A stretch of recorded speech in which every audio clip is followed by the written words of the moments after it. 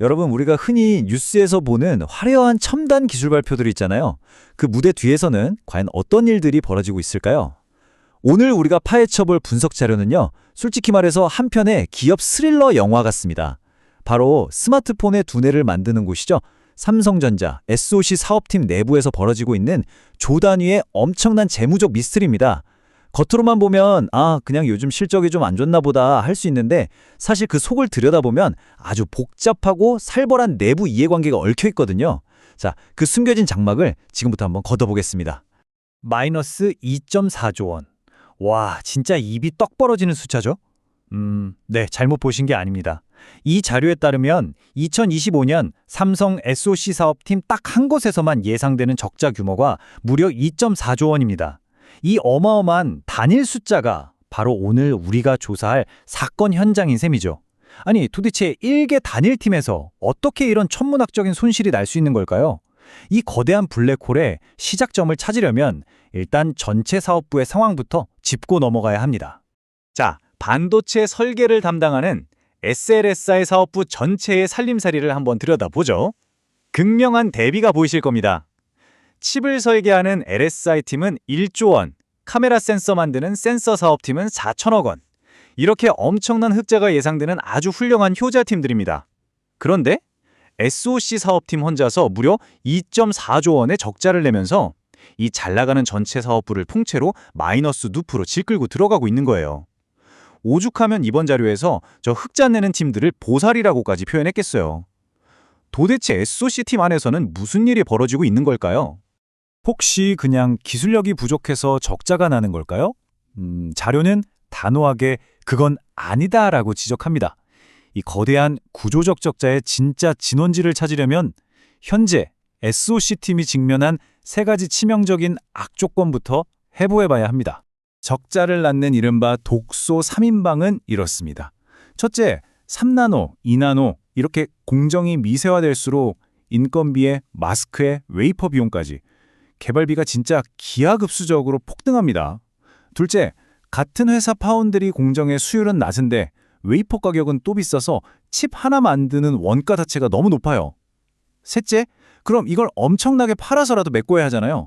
근데 제일 중요한 판매처인 갤럭시 스마트폰 판매량마저 정체되어 있죠. 그러니까 비용은 폭발하는데 수익 모델은 꽉 막혀있는 진짜 숨막히는 구조인 겁니다. 자, 여기서 정말 흥미로운 게 뭐냐면 아주 구체적인 사례로 이 불가능한 수학 공식을 증명해 볼 수 있다는 거예요.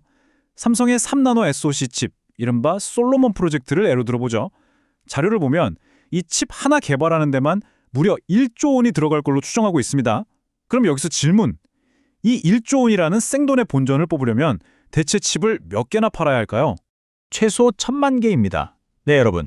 단일 모델 하나를 무조건 1,000만 개 이상 팔아야 그제야 겨우 아까 말한 개발비 상쇄를 시작이라도 해볼 수 있다는 뜻이에요. 근데 1,000만 개 팔면 그냥 끝나는 걸까요? 안타깝게도 현실은 훨씬 더 가혹합니다.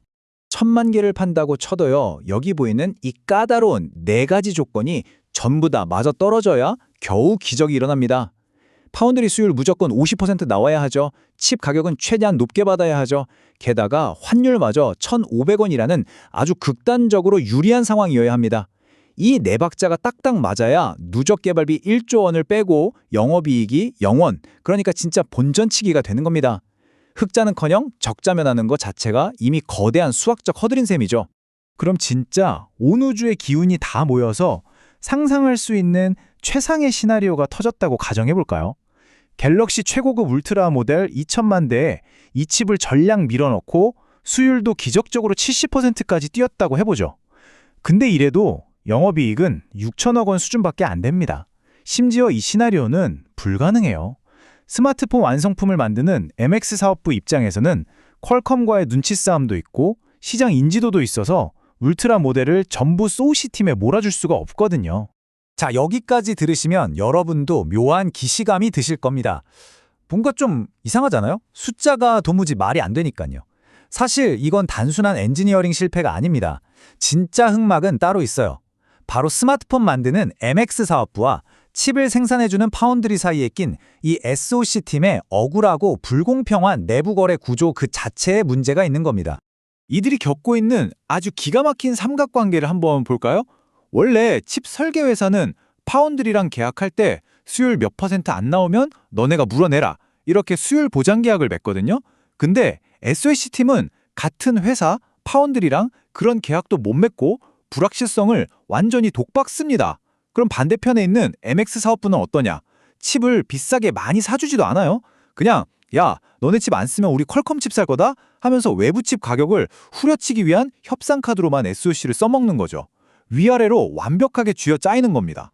밖에서 노는 영리한 거인들은 진작에 이 위험한 구조를 눈치챘습니다. 애플은 14나노 공정 이후로 일찌감치 짐을 쌌고요. 퀄컴 역시 3나노에서 삼성 파운더리를 떠나서 경쟁사인 TSMC로 갈아탔죠. 철저하게 비용과 수율이라는 리스크를 숫자로 냉정하게 판단한 거예요. 결국 외부 고객들이 다 도망간 빈자리에서 검증도 안 된 신규 공정의 그 어마어마한 비용 리스크를 온몸으로 때우고 있는 건 내부의 SOC 팀뿐인 상황입니다. 자, 이쯤 되면 당연히 이런 생각이 듭니다.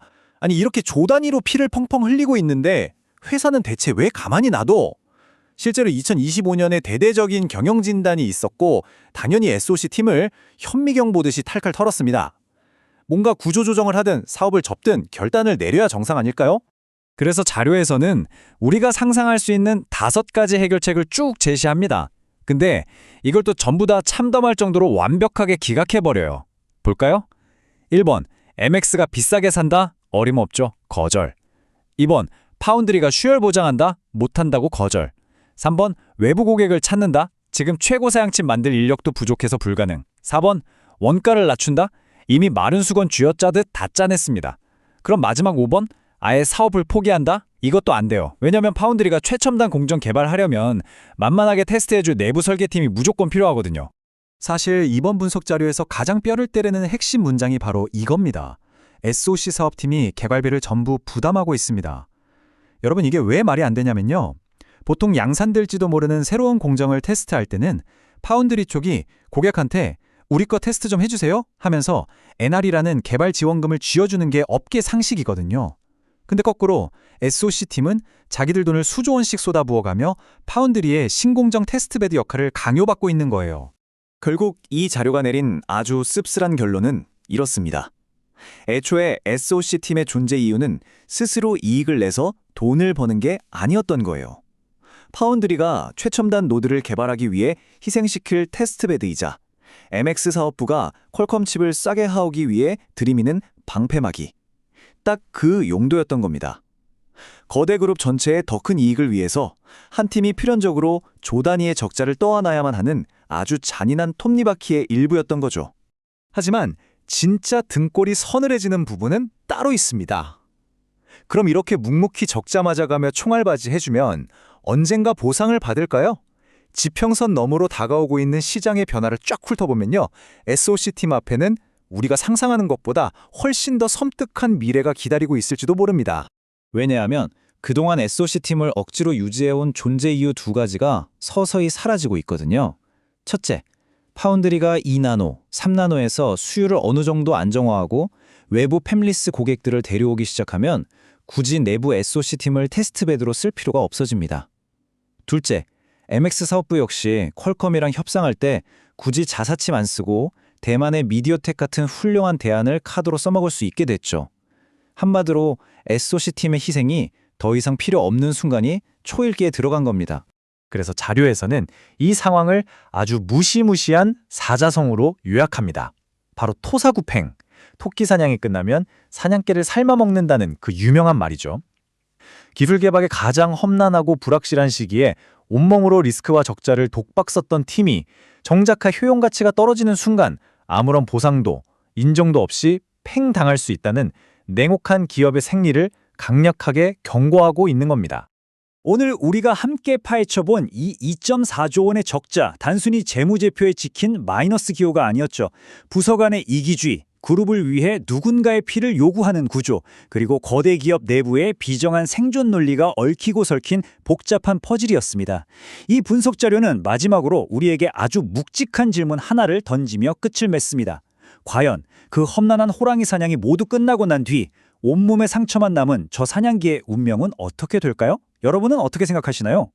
화려한 첨단 산업의 이면에 숨겨진 이 냉혹한 현실을 한 번쯤 되새겨 보시길 바라면서 오늘 준비한 분석은 여기서 모두 마치겠습니다. 감사합니다.